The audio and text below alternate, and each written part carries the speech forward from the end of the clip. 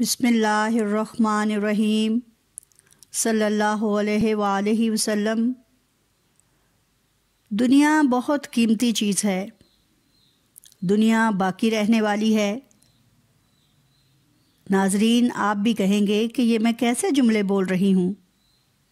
سب تو یہی کہتے ہیں کہ دنیا فانی ہے، دنیا نے ختم ہو جانا ہے، دنیا عارضی ہے، یہاں جی نہ لگاؤ خسارے میں رہو گے۔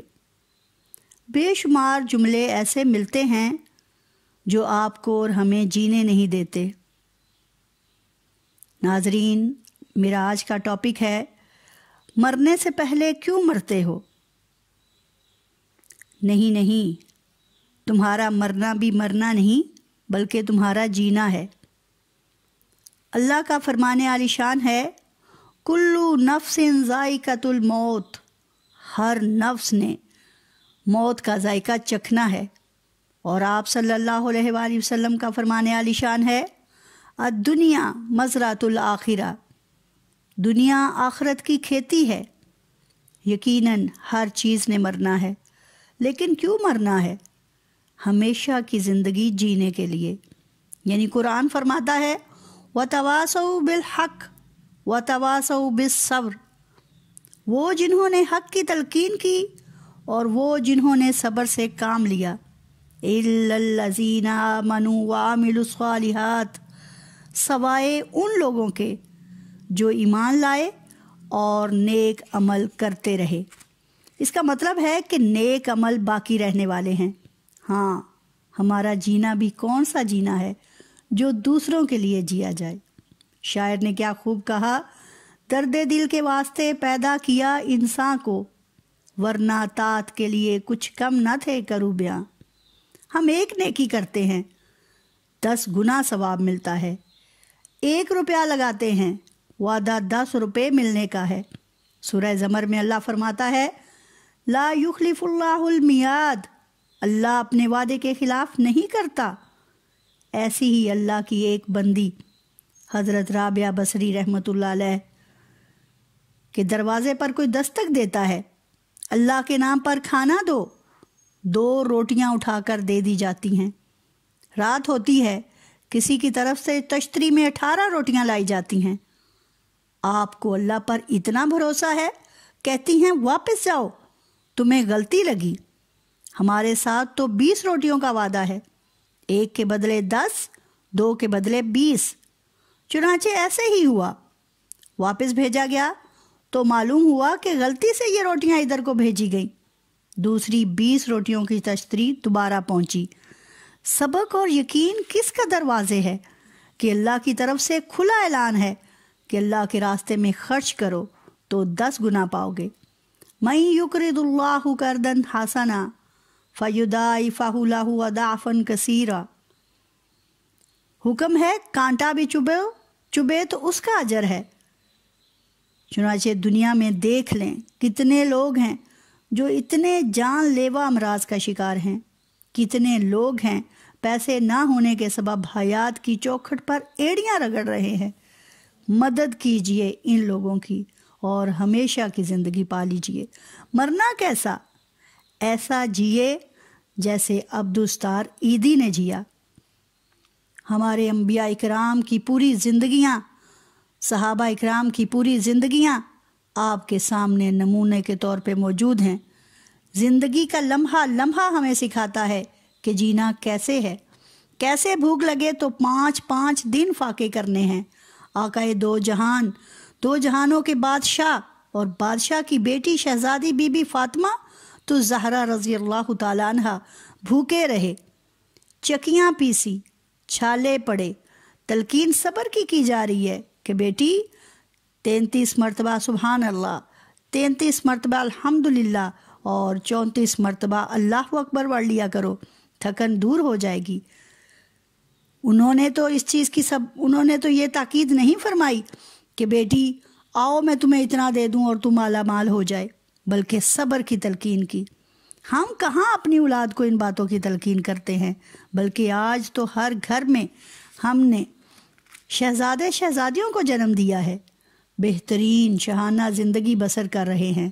ہاتھ میں موبائل اور کھانے کو فاسٹ فوڈ، اور کیا چاہیے؟ ذرا سی اچھی چیز خدمت میں پیش نہیں کی جائے تو وہ کفران نعمت کہ جس کی کوئی حد نہیں۔ ارے بھائی، ابھی تو دنیا میں آ کر آپ نے کوئی مشقت نہیں کی، احسان عظیم الگ چڑھایا جا رہا ہے۔ ذرا نظر ڈالیے حضرت اویس کرنی رضی اللہ تعالیٰ عنہ پر کہ عشق رسول صلی اللہ علیہ وآلہ وسلم میں دن رات تڑپنے والے صرف ماں کے حکم کے سبب زیارت کے بغیر لوٹ آتے ہیں۔ سبب کیا ہے؟ والدہ کا حکم سر آنکھوں پر۔ آج والدین کی خدمت کی بجائے بیوی کی غلط سوچ اور طریقے کو پوجا جاتا ہے۔ کیوں اپنی زندگی کو موت کی نظر کر رہے ہو؟ حضرت اویس کرنی رضی اللہ تعالیٰ عنہ نے دنیا میں ماں کی خدمت کی تو آخرت میں جنت کے دروازے پر روک کر دنیا کی سفارش کرا دی کہ پھیرو جس طرف انگلی اسی طرف سے لوگوں کو معاف کیا جائے گا۔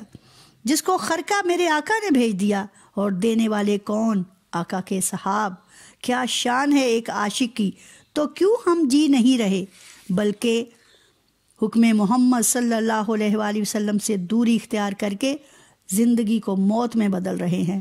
وہاں تو وہ زندگی تمہارا انتظار کر رہی ہے جو ہمیشہ کی ہے، جہاں فرشتوں کی نورانی مخلوق تمہاری خدمت کرنے کو ہاتھ باندھے انتظار کر رہی ہے کہ کب دنیا میں نیک اعمال کے حامل انسان آئیں اور حور و غلمان ان کی خدمت کریں، ان کو تختوں پر بٹھایا جائے، ان کو شراب طہورا کے جام پیش کیے جائیں، ان کو دم پخت پرندے پیش کیے جائیں، وہ ایک پھل توڑیں تو دو وہاں اور لگ جائیں، اور دنیاوی آسائشوں سے دور اخروی آسائشوں میں ڈالے جائیں۔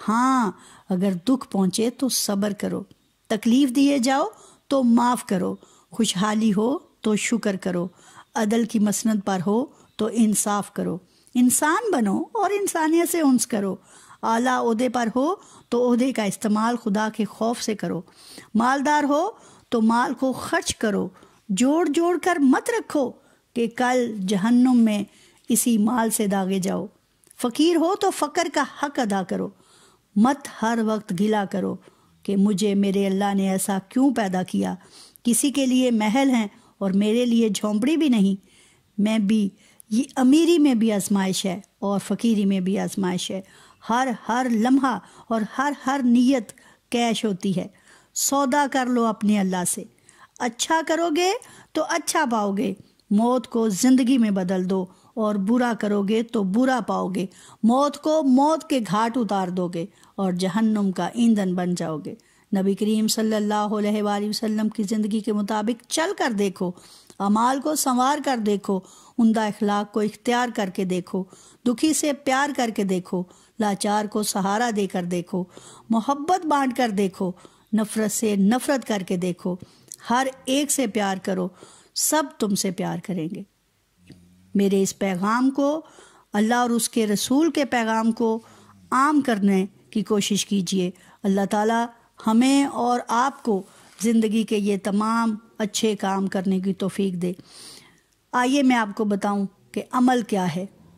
نماز پڑھنا عمل ہے، روزہ رکھنا عمل ہے، زکوٰۃ ادا کرنا عمل ہے، حج کرنا عمل ہے، بھوکے کو کھانا کھلانا عمل ہے، یتیم کا خیال رکھنا عمل ہے، بیوہ و محتاج کا سہارا بننا عمل ہے، علم حاصل کرنا اور اس پر عمل کرنا عمل ہے، بڑے اور چھوٹے کا خیال رکھنا عمل ہے، دکھ میں صبر کرنا عمل ہے، زیادتی کو معاف کرنا عمل ہے، خوشحالی میں شکر بجا لانا عمل ہے، انصاف کرنا عمل ہے۔ کیا یہ سارے کام آخرت میں تمہارا انتظار کر رہے ہیں کہ کب تم آؤ اور ان پر عمل کرو؟ نہیں، یہ تمام دنیا کے کام ہے جن کا اجر آخرت میں ہے۔ تو کیا کبھی تو نے سوچا کہ تم نماز جنت میں جا کر پڑھو گے؟ نہیں، ہرگز نہیں، یہ دنیا کا عمل ہے۔ چنانچہ نماز ایسے پڑھو کہ سجدے تمہاری جبینوں میں تڑپیں کہ اللہ کی بارگاہ میں حاضر ہو جاؤ۔ اسی لیے اقبال کو کہنا پڑا، کبھی اے حقیقت منتظر نظر آ لباس مجاز میں، کہ ہزاروں سجدے تڑپ رہے ہیں تیری جبین نیاز میں۔ صدقات و خیرات کی جھولیاں بھر بھر کر خرچ کرو، جاؤ ہسپتالوں میں، جاؤ جھونپڑیوں میں، تلاش کرو انسانوں کو جو تڑپ رہے ہیں، جن کے پیٹ خالی ہیں، جن کی بیٹیاں شادیوں کے انتظار میں بوڑھی ہو چکی ہیں، زندگی کو بچا لو زندگی کو. ہاتھ بن جاؤ لوگوں کے، پاؤں بن جاؤ لوگوں کے، جسم بن جاؤ لوگوں کے. اللہ کے بندے تو ہیں ہزاروں، بنوں میں پھرتے ہیں مارے مارے. میں اس کا بندہ بنوں گا جس کو خدا کے بندوں سے پیار ہوگا. یہی زندگی ہے جس کو شکست نہیں، یہی زندگی ہے جس کو موت نہیں، یہی زندگی ہے جس کو زوال نہیں. بلکہ یہ سارے کام تو تمہارے تمغے ہیں جو تمہاری جبینوں اور سینوں پر سجے ہوں گے. دلوں کو جوڑو، مسکین کو کھانا کھلاؤ، صدقات و خیرات کی کثرت کرو، اور اللہ اور اس کے رسول کو کثرت سے یاد کرو. وآخر دعوانا الحمدللہ رب العالمین.